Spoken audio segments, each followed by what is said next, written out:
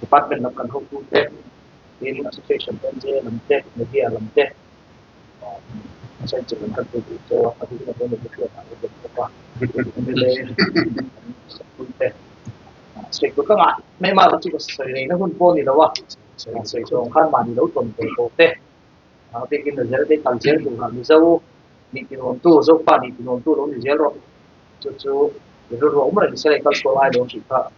kan ta ma support wa venia ken mai ko in na te interview te de so ko lo ngai tham sang tu so te tu den mo ni ken te na tu rai ko rin tu ye ta mai tu wa den ki po in ken ni kan ni thawa chairman ni ka chiang tu ni na ke lo changin bol put nei lo ki lo wa je ye ka ken da chin thawa ni ya lo ron ka mun pe ai zo la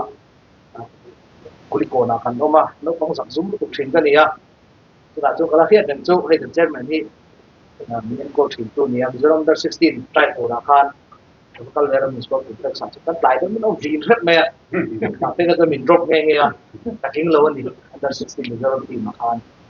amar chu le pe ka kun ran cha patien ni sian sa ka World Wake Cup pasabera khan Mizoram team kal ko khan ka ni so ti chu bul kan chana ni ko arian sei to kha sei to tam ta ko ma amaro chu har sabara pa ku sei lang tam lo me la em pia la ka sei bu chu tuna to chuan thian khan bulom tu khan tin ko khan tin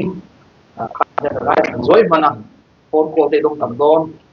ta na chane mai tak tak ko ron ko dong tam don chu ke hona chuan ni tu thu ri ta na cham eng hi ka ta na lo ma tu ni ang ti kha ti kan te ko mai ya bi ken ni mi zo abi ken pia pia tu na ni president te ni ya zo ko cha football association player tam tak abi ka player ti te kiam tak tak an ni tu khen phalo hi ka nom nual ani achat nge kan ti chuan thutu ka siam tu lo te club kan tu lo te jen ni tu lo ba te chu apoi thei khop mai kan ke ra kan chung kan that kun chung re lo abi kun sportman te pe chu re lo bera kun som tak in kan dia aba ki chu an polam kan do thina chu wa chu abu kan tran te du kan tu team ko gan le mai te hi football ka khel sawan na India team at palu kha une fc ka joina chu chu mi ka be tamai ro ki ne ka chen ni sei lang tamai lo wa ki ka ro na sa chen ni ya chu chu ma ka sian don le mi sang sang ngai na da chu chen ka bombe amaro chu atak ta ka di son sian don chuan nang ma nei ngai ko bang bang ani mi bang ai tu min du sak tu ki kan ni ani lo chuan agent thang sang vai a bigin tu lai a pe na sum du tak tak nang ma ni ba kho ngai lo an sum hu na tu nu da ba ru ti han tam do a bigin e football sei lang lu ko la tu na ya agent ta me ma vai ho tu ko bi mai se la chen ni chu player sai tu min an dia an kum bera chu an ma ni ho mu la che ngai ko player ni lai mi no pang kha tin cha ngai ko pui lo ya le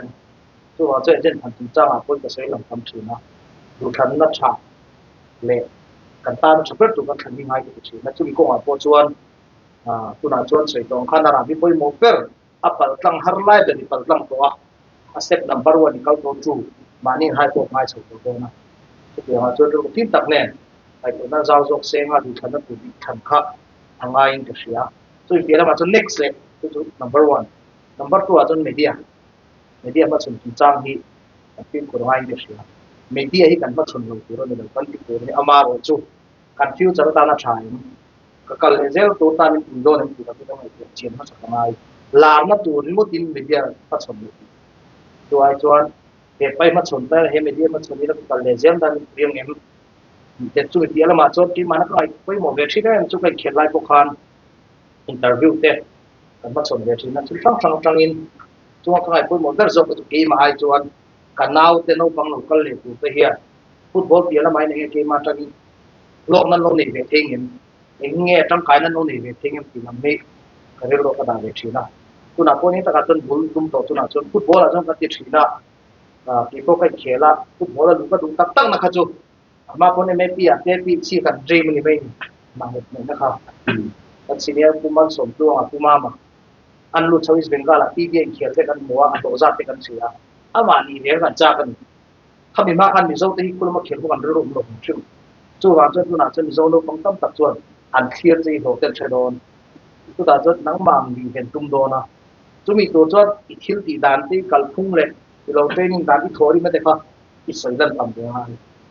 ตัวจะมีเดียพวกคันสวยคันมีได้กันต้องขายผู้จินเนี่ยนั่งมาตาจุดจินของข้าเดี๋ยวเทียมแต่พวกง่ายตัวนี้ก็เสียเอ็นอันเน็กซ์เลยมีเดียกันสวยอย่างตัวอัปเปรียเลยชวนคุณภาพเสียโดนสวยคันมิโซตันมิโซฟัตตันดิ้งตัวนี้ตัวชวนนี้อัปเปกิน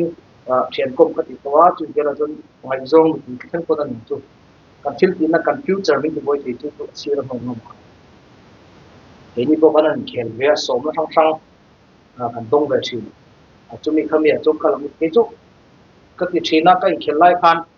ซีงั้นเทรนนิ่งกันอีกต้องจากกระทรวงนั้นวิธีที่พวกช่วยจากที่ทำมาเทรนนิ่งกันอีกต้องกระทรวงเลยที่การทำตัดส่วนอันนี้ก็มหาวิทยาลัยที่พวกที่พวกนั้นมันเป็นคนเนี่ยมาจุดกระตานชลตัวกับฟิวเจอร์มิ่งที่บวยที่จวนมันเขาไม่รู้สึกไปก็ที่นั่นขัดที่ขัดเลี้ยมาวันนี้เซลล์ฟิสแล้วกันเลยง่ายก็คือ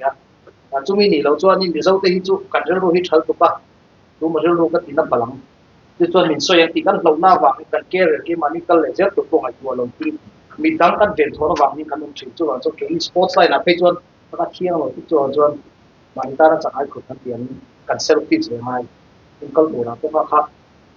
ยังมาชื่ออีกคนเป็นกันเกลือที่มันนี่เทรนนิ่งที่บวยที่ตัวนี้จวนเชียร์มองงหวยเส้นตะกินเอาแบบกลุ่มส่งมาเลยกลุ่มส่งนี่เดี๋ยวมึงไปจวนอีดูด้วยนะที่ผมไม่ติดต่อจะกันใช้ได้ดีกว่าแต่ก็เราจะให้คนเนี่ยอดีตกันสปอร์ตมีสาเหตุปักเวลก็ปักขาดตัวกันนี่อดีตฟุตบอลเรามากันเป็นเชียร์ตัวสปอร์ตอาทิตย์ไปจวนอะไรนั่นเชียร์ตักเปลี่ยนเด็ก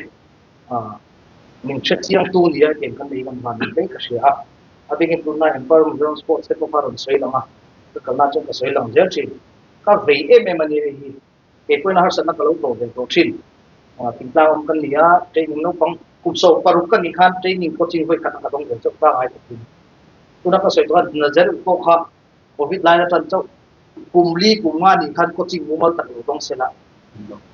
อาฐานดันดูชูอินนารีกันชอบกันง่ายกันดูโควิดกันง่ายทันมาที่จะกันรู้เนี่ยมันดูชูตุนาอันมานี่นั่นเองขบวนเซมเทนสกูลเป็นเซมเทนค่ะการสอยสาวนกฟังเนี่ยนะเฮียเล็กซาประมาณเป็นกุไลอังกฤษนกฟังขนาดกี่ละสาวนกฟังที่พอเรียนได้ละอังกฤษนี่ก็สาวยังเป็นเสละอันเล็กขบวนอินเดียให้นักเชี่ยวเป็นไงอังกฤษนักการสาวนกฟังให้เนี่ยจังการดูดีจนนั่นเล็กขบวนเรียนนักเรียนขัดยังละสาวนกฟังส่วนเรียนขัดยังพวกนั้นนี่พวกเขาเจนน่าชอบนี่เสละสักนกฟังส่วนคล้ายเจนน่าเป็นส่วนนกฟังขาดเลยเสละให้เป็นดีตัวเราส่วนนักราสุดลำตัวเราไม่มีสารเป็นดินในช่วงที่โตกชัวถึงการเราความเป็นกันหาสนับสนุนเกี่ยนเฉยๆละเป็นตัวเราพอถึงการสิ่งการโซ่ว่าที่โตเช่นมันหนาเทรนนิ่งนั้นจะไปกับเราในเวทีนั้นวิดีโอพอเราวิดีโอวิกษีตัวเราส่วนเราไอ้ส่วนเราฟังเทรนนิ่งเช่นกับถึงการเราฟังนั่งหัวเวทีนั้นเกี่ยนลงดีกันจู่ๆวันนี้เนี่ยนักเรียนวิกษีให้ที่เราไอ้นักเรียนตักเราฟังที่ถึงการเราฟังกันเช่นกับถึงการเราฟังเด็กขัดแย้งไอ้โจ้ไปขัดกันหาสักเยอะแต่ขัดแย้งเชิดชัวร์ที่ว่าอินฟอร์มชั่นสปอร์ตเป็นช่วงรถตะโกนที่เราคุยกันที่มาตัวหินไม่กันเชิดโตกันเลยว่าที่กันว่าบิสกันเดียร์เราไม่กันกัสโซยน่าซาตัวยัดดีเลยลุกเลยมาตัวเราพวกกันนั่งเอาสิละไอ้พวกคนวันนี้เราก็เป็นที่กันไม่เดียร์เราก็เป็นก็จู่จันนั่นเลยส่วนนี้ละเราฟังตั้มตักตั้งในชัดตักพุ่มริมโซ่กันตั้มมันจะตั้งในชัดก็มาตัว next กันเลยอยู่นะเฮียนพวกเราถือนักเตะโกงตู้จุกก็เป็นอย่างเช่นที่มาเป็นโต